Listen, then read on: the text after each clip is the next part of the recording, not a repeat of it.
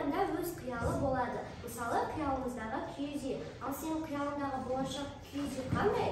Біріншіден, мен болашақта үйлер емес, киіз үйлер саны көбейсе деп қалаймын. Ата-бабаларымыздың тұрған жерінде алдағы өмірімізді кешуге не жетсін? Таза ауа, табиғат. Киіз үйдің стилі сақталады, бірақ ішкі жағы шетел үйлері секілді болғанын қалаймын. Сыртқы жақта жеміс-жидектер, гүлдер егіледі, ақындардың ескерткіштері орнатылады. Тұрмысқа қажетті жиһаздар, техника болады. Аулада тағы да балаларға дүкендер, ойын алаңдары салынады. Екіншіден, 2 қабатты киіз үйді қалаймын. Баспалдақ аң стилімен безендіріледі. Әр жердің бұрыштарында қымыз бен шұбат құйылған кулер орнатылады. Киіз үйдің ортасында үлкен дастархан қойылады. Қабырғаларда Абайдың қара сөздері жазылады. Менің ойымша, болашақта шынымен де осындай киіз үйлер болса, жастар осындай киіз үйлерде қызығушылығы арта бастайды.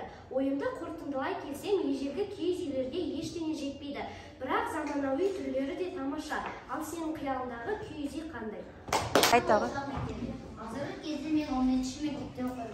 Ол қарапайым мектеп, бірақ мен өз мектебімді жақсы көремін. Мен 2 мектеп армандаймын, және ол болашақ мектеп. Біріншіден, мен болашақ мектепте оқысам, күн сайын сабаққа барушы едім.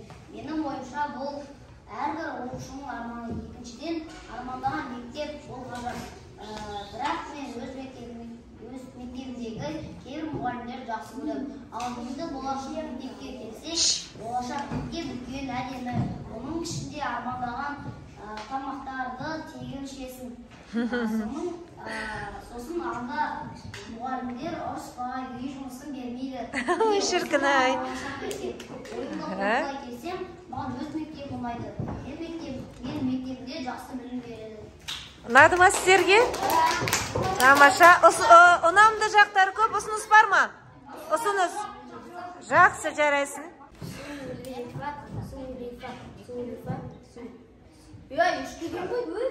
Айт, жарайды.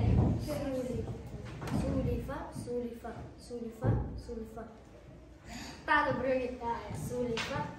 Қазақша. Сулифа. Жақсы, әліби оқитын болды. Ал кеттік әліби.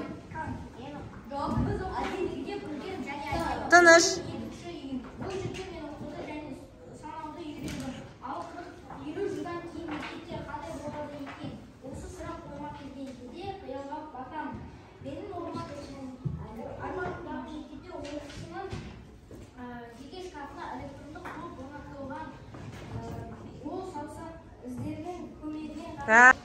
Болсын деймін.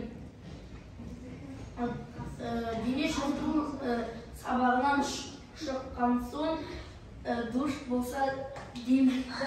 Тағы мектеп сыныптарында Ұнады ма? Мектеп сыныптарында қатты орындықтың орнына жұмсақ туфиктар болса деймін. Мектепте нулевой қабатта пинг-понг, компьютер, батут, бассейн. Шіркін-ай. Балалар сабақты жақсы оқу үшін көптеген гаджеттар берілгенін қалаймын. Қысқасы болашақтың мен қиялымдағы мектеп осылай болу керек. Және де мектепте 3 смена болған қалаймын. Ауысым, қазақша. Біз өзіміздің кітаптарымызды сыныпта қалдырсақ деймін. Өйткені біз оларды мектепке тасығанда бір жеріміз ауырып қалуы мүмкін. Ал қоңырау 15 минут, сабақ 15 минут, ал үзіліс 35 минут болған қалады.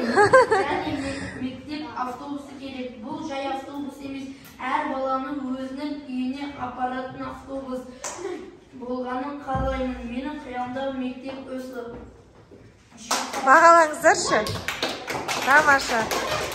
Тамаша, Мағжан, ғажап. Менің ойымдағы киіз үй сәнді әрі аясындағы демалыс орнының символы болар еді. Менің қиялымдағы киіз үйлер барлық заманауи, ыңғайлы әрі керекті заттар мен техникамен жабдықталған. Екіншіден, заманауи киіз үйлер қолжетімді бағада ұсынылып, күнделікті қала тіршілігімен демалыс орны болса деймін. Менің қиялымдағы киіз үй әр қазақ отбасы үшін киелі шаңырақ ордасы болып саналады. Ойымды қорытындылай келсем, болашақ киіз үйінде отбасы мүшелері тәулігіне 24 сағат, аптасына 7 күн бойы бірге егіліп көтеріп орнынан болмақ еді. Тамаша. Ұнады ма сіздерге? Бірақ андай айтайыншы. Қазақтар көшпенді халық екенін еске түсірсек, киіз үй жай кішігірім батырма арқылы құрылып жиылатын болса, көшпенді қазақтарға жайлы болушы еді. Өйткені қазақтар өте жақсы жайлы жерге көшкенде көп үйлер тұрғызу ұзақ болғандықтан барлығы басында киіз үйлерде тұрады. Екіншіден, киіз үйлер өзінің оюларын, пішіндерін, қазақилығын сақтайды. Киіз үйде тек киіз дегенін жоғалтады. Оның орнына голограммалық үй деген атпен болады. Өйткені жаңа киіз үй кішігірім голограммалық үй голограммадан тұрады. Бірақ голограмма жай ауа сияқты дерексіз болмайды. Ол өте қатты дамыған голограммадан тұрады. Үшіншіден, голограммалық үйлердің ішінде қазақи заттары сақталады. Мәселен, сандық, дастарханды жерге жатып жейді. Өйткені айтқанымдай қазақилықты сақтау үшін. Ойымды қорытындылай кетсем, қазақи киіз үйді бол өткізуге де болмайды. Қазақи киіз үйдің жартысын сақтау керек. Мен өз қиялымда киіз үй атының орнына голограммалық үй деген атқа ауыстырдым. Киіз үйдің қазақилығын сақтадым. Жақсы, ұнады ма сіздерге? Шапалақпен. Енді ұсыныс бар ма? Ұтымды жағы бар ма? Не айта аласыздар? Айша? Тоқтаңыз. Бар ма ұсыныстарыңыз? Голограмма, иә? Голограмма тағы дастарханда жейді дегенді, жер үстелде қолданады деген сияқты, басқа ұсыныс жоқ. Тамаша, жарайсыз, отыра қойыңыз. Келесі шыға қой толғанай. Қане, айта қой. Менің қиялдағы киіз үй. Менің ойымша менің киіз үйім өте ғажайып болады. Менің қалауымда киіз үй деген үй болады.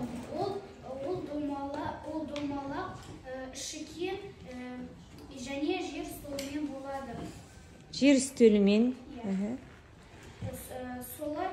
Солай айтсақ, мысалы, киіз үй сыртқа, менің ойымша, мысалы, киіз үй сыртта кішкентай болады, ал іште өте үлкен болады.